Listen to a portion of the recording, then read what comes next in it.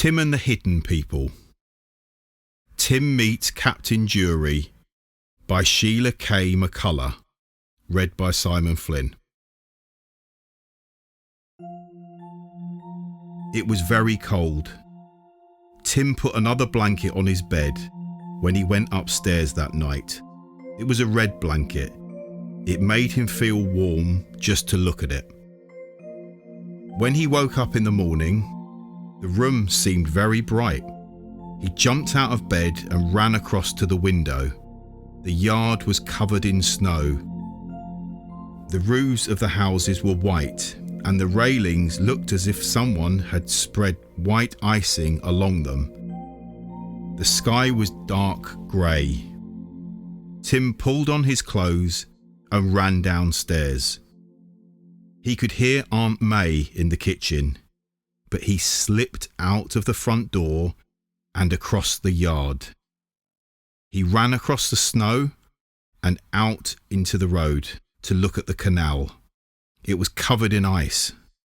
Tim picked up a stone and tossed it into the canal. The ice broke. The stone dropped into the black water below. As he went back to the yard, it began to snow again. It snowed all day, and when Tim went out after tea, there were 4 or 5 inches of snow in the yard.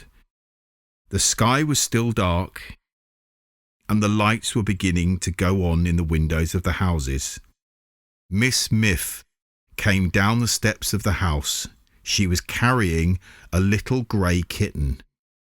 She held it out by the scruff of its neck, and Tim could see that she was very angry.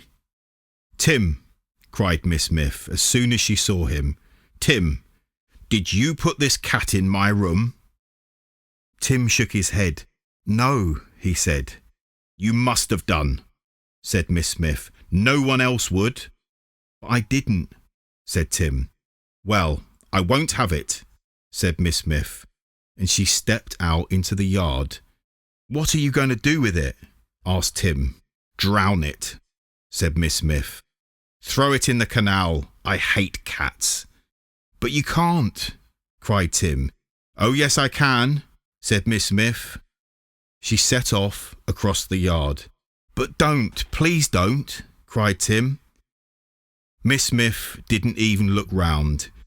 Tim picked up a handful of snow, packed it into a ball, and threw it. The snowball hit Miss Miff in the back of the neck. With a yell, she dropped the kitten and spun around. "You bad boy," she cried. "You wicked boy. I'll tell your aunt. I'll get the policeman." The snow ran down the back of her neck.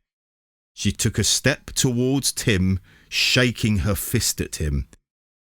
Miss Miff's hat suddenly fell over her eyes. "Oh!" she cried. She tried to pull it up, but the hat wouldn't move. "Oh!" cried Miss Miff. "Help! Help!" She struggled to pull off the hat. Tim stood still and stared. "Quick, Tim!" "Get the kitten," said a voice from the tree. Tim looked up.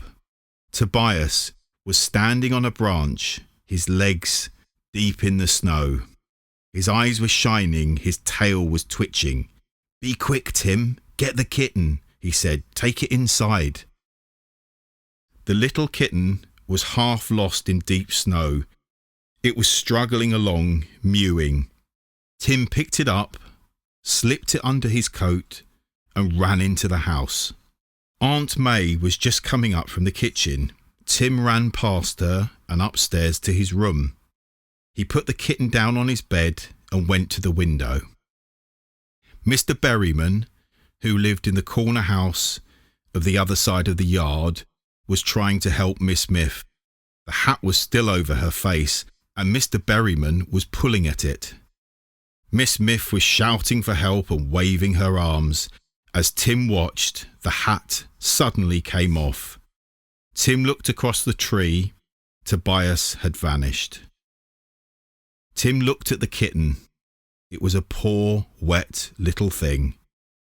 It had grey fur, a white chest and white paws. He dried it as well as he could and made a nest for it in the blanket. The kitten began to purr. Tim went out, shutting the door behind him. He ran downstairs. As he came to the hall, he saw that Miss Smith's door was open. Aunt May was with her. He could hear Miss Smith almost shouting with anger.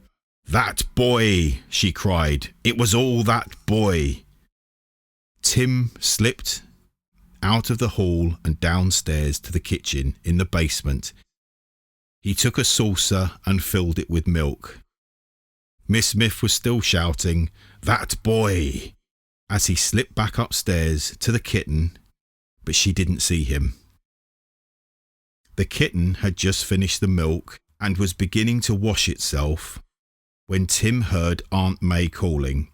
"Tim!" cried Aunt May. "Tim, come down here."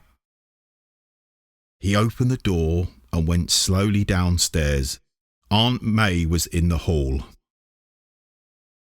She went down to the kitchen with him. "Now then, Tim," she said, "did you throw a snowball at Miss Smith?" Tim nodded. "She was going to drown the kitten," he said. "She says you put the kitten in her room. Did you?" demanded Aunt May. Tim shook his head. "Where is it now?" asked Aunt May. "It's upstairs, but I must keep it. Please, Aunt May, please." "You can't let her drown it," said Tim. "You can't keep it, Tim," said Aunt May. "Miss Smith hates cats.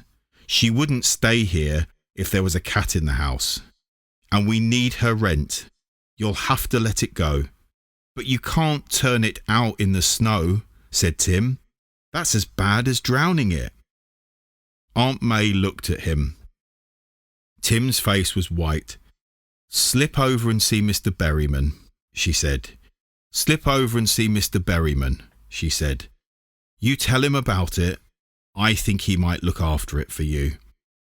Tim tore upstairs and out into the yard. Mr. Berryman was just going back into his house. "Mr. Berryman, Mr. Berryman," shouted Tim. Mr. Berryman turned round. "Well, Tim, what is it?" he asked. Tim poured out the story. Old Mr. Berryman listened. I don't think," he began, as Tim finished. Then he stopped. He saw Tim's face. "All right, Tim," he said. "Bring the kitten over. Come to think of it, I'd like to have a cat about the house." Tim ran back for the kitten. "It's all right," he shouted, down the stairs to Aunt May, as he rushed in and upstairs to his room. He tucked the kitten under his coat, ran back downstairs and across the yard to Mr. Berryman. "It's a fine-looking little kitten," said Mr. Berryman as Tim handed it to him. Tim looked at it. Now the kitten was dry. It did look much better. "Come and see it any time you like, Tim," said Mr. Berryman. He went inside. Tim went slowly back to the house. Aunt May met him at the door. "Miss Smith is still very upset, Tim," she said. "You'd better go up to your room. I don't want her to see you.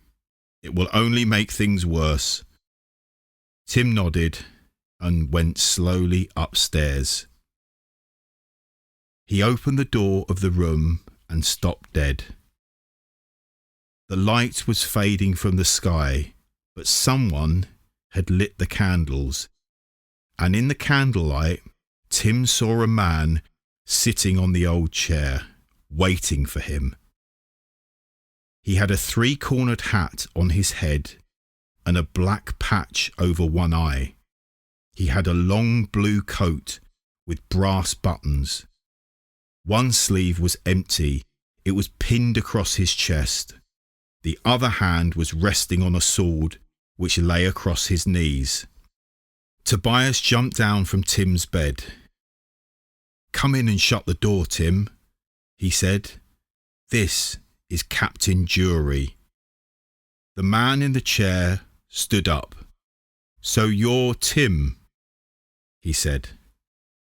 Are you one of the hidden people? Asked Tim. Captain Jory laughed. Of course I am, he said. What do you think? They would lock me up if they could see me. They're running a cargo tomorrow night, said Tobias. Would you like to go? Where are you running the cargo? Asked Tim. Down the canal, said Captain Jory. The snow will be gone by the morning. It's beginning to rain now. There'll be a full moon tomorrow night. We always like to run a cargo when the moon is full. I'll come, said Tim. Of course I will. Good, said Tobias. After the way you saved Sebastian, we knew we could trust you. Who's Sebastian? Asked Tim. The kitten, of course, said Tobias. His name is Sebastian, and you left him with Mr. Berryman, didn't you? Tim nodded. But Sebastian isn't one of the hidden people, he said. We could all see him. He's the son of a friend of mine, said Tobias. I like to keep an eye on him, and I haven't forgotten Miss Miff. No, I won't forget Miss Miff.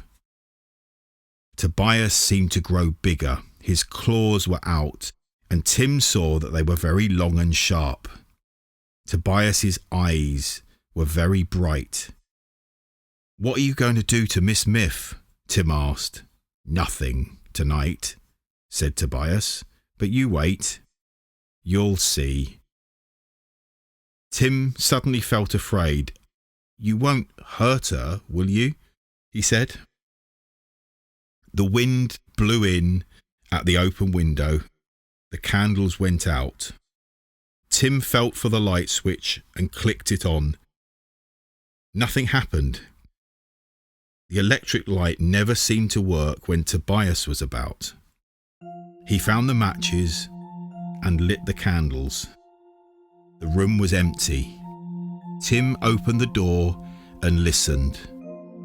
The light was on in the hall below, but the house was silent. He crept upstairs. As he got to the hall, he heard Miss Miff. She was in the kitchen talking to Aunt May. Well, I won't do anything this time, Tim heard her say. But if that boy throws another snowball, I'll see the policeman. Tim crept softly back up the stairs to his own room.